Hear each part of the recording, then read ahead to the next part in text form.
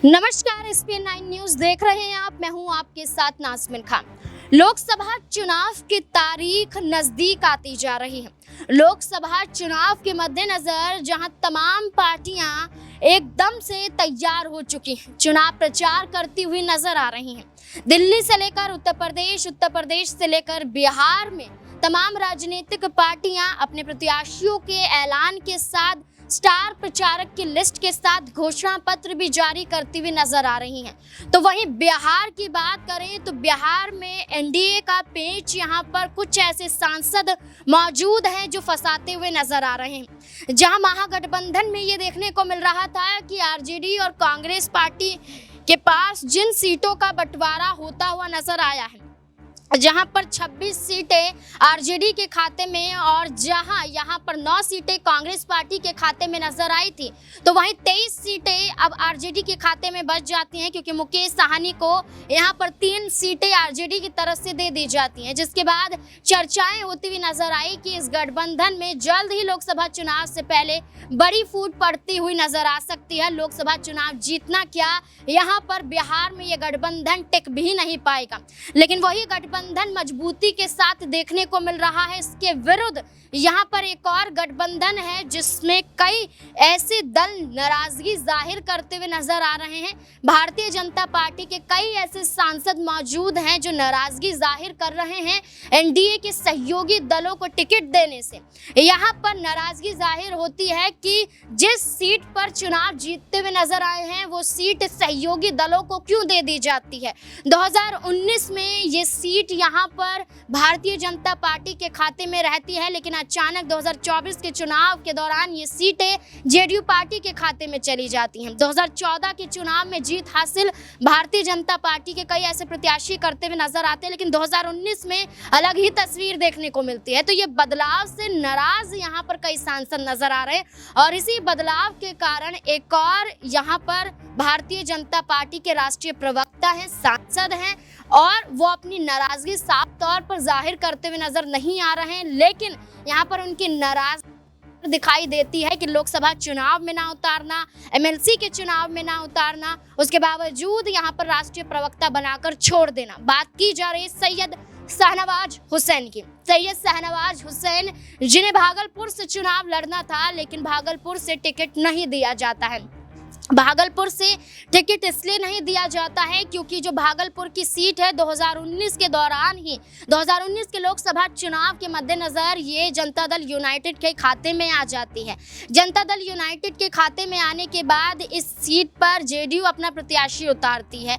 तो भागलपुर से 2014 की बात करें, 2014 से पहले की बात करें तो यहाँ पर शाहनवाज हुसैन चुनाव लड़ते हुए नजर आए। 2 बार भागलपुर से उन्होंने चुनाव जीता भी है, किशनगंज से भी चुनाव लड़ते हुए नजर आए हैं, लेकिन भारतीय जनता पार्टी ने इस बार शाहनवाज हुसैन को कोई भी सीट नहीं दी है।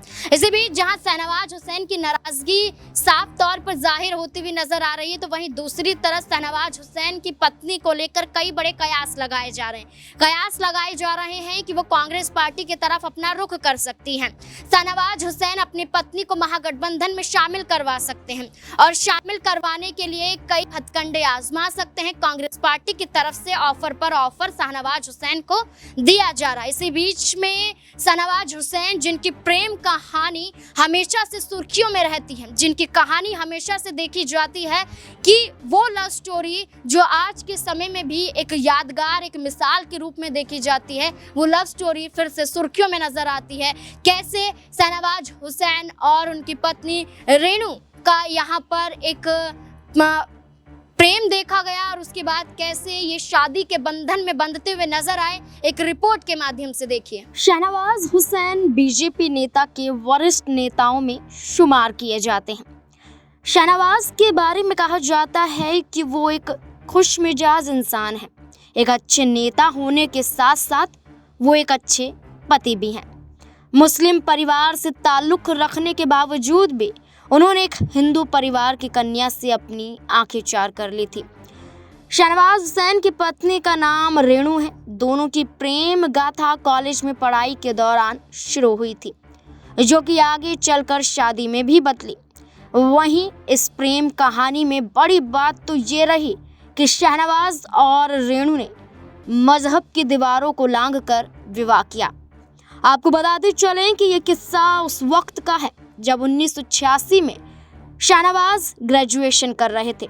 दिल्ली के पूसा एग्रीकल्चर कॉलेज में 3rd ईयर के स्टूडेंट थे और रेणु उसी कॉलेज में हायर सेकेंडरी की पढ़ाई कर रही थी। इस दौरान शाहनवाज और रेणु की आंखें चार हो गई थी। कॉलेज के दौरान रेणु बस से आया जाया करती थी। इस दौरान शाहनवाज पर रेणु के इश्क का रंग इस कदर चढ़ा कि उनकी एक झलक पाने के लिए वो रोज उसी बस से ट्रैवल करने लगी जिससे रेणु करती थी। इसी दौरान एक दिन शाहनवाज को रेणु के साथ बैठने का मौका मिला, जिसके बाद दोनों में बातचीत शुरू हो गई। शाहनवाज को प्यार का एहसास हुआ तो उन्होंने रेणु को प्रपोज कर दिया। रेणु के जन्मदिन पर ग्रीटिंग कार्ड में इजहार इश्क किया, लेकिन रेणु ने उस वक्त मना कर दिया। फिर भी प्यार में हुसैन ने हार नहीं मानी और किसी भी तरह अपने इश्क को मुकम्मल करने की ठान ली। शाहनवाज ने धीरे धीरे रेणु के घर पर आना जाना शुरू कर दिया। बस यही वो वक्त था जब रेणु को भी अपने प्यार का एहसास हुआ और उन्होंने भी इश्क का इजहार कर दिया। अब दोनों के प्यार की असली आजमाइश तो तब शुरू हुई जब मजहब दीवार बनकर खड़ी हो गई। रेणु और शाहनवाज ने एक दूसरे से शादी का वायदा तो किया, लेकिन ये भी तय किया कि जब तक परिवार वाले राजी नहीं होंगे तब तक शादी नहीं करेंगे। ऐसे दोनों के घर वाले रिश्ते को लेकर राजी नहीं हुए, लेकिन इस प्रेमी जोड़े ने हार नहीं मानी। साल 1994 में पूरे 9 साल बाद रेणु और शाहनवाज ने परिवार वालों की रजामंदी से शादी कर ली। शादी के बाद इनके 2 बच्चे हुए।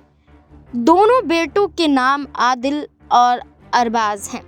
इन दोनों के बीच आज भी इतना प्यार है कि राजनीतिक गलियारों में इस जोड़ी को आइडियल कपल माना जाता है। शादी के बाद हर त्योहार दोनों साथ में मनाते हैं। ईद से लेकर दिवाली तक रेणु और शाहनवाज के घर में पूरी रौनक देखने को मिलती है और पूरी रौनक के साथ हर त्योहार साथ में ये दोनों प्रेमी मनाते हुए दिखाई देते हैं। यहाँ पर दिखाया जा रहा है कि कॉलेज के उन दिनों में शाहनवाज हुसैन रेणु को अपना दिल दे बैठे थे, लेकिन रेणु यहाँ पर साफ तौर पर इनकार करती हुई नजर आई थी। लेकिन आखिरकार यहाँ पर जद्दोजहद के बाद शाहनवाज हुसैन की इन बातों को मानती हुई यहाँ पर वो नजर आती हैं। मजहब की दीवार लांघी जाती है। यहाँ पर रेणु जो होती हैं वो एक हिंदू परिवार से आती हैं, शाहनवाज जो हैं वो मुस्लिम परिवार से आते हैं। दोनों के परिवार मानते नहीं हैं, लेकिन तमाम कोशिशों के बाद 9 साल बाद जाकर शादी होती है और शाहनवाज हुसैन आज के समय में अपनी पत्नी के साथ खुशहाल जीवन बिताते हुए नजर आते हैं। ये यहाँ पर दिखाया गया, रिपोर्ट के माध्यम से बताया गया और अब यही देखा जा रहा है कि जो प्रेम कहानी देखी गई है, क्या अब इस प्रेम कहानी के साथ क्या अब यहाँ पर चुनाव के मद्देनजर क्या कोई बड़ा बदलाव देखने को मिल सकता है। 2025 में विधानसभा चुनाव भी होने हैं, तो क्या शाहनवाज हुसैन की पत्नी महागठबंधन की तरफ अपना रुख करती हुई नजर आ सकती हैं? क्या ये बदलाव भारतीय जनता पार्टी को एक करारा झटका देता हुआ नजर आ सकता है?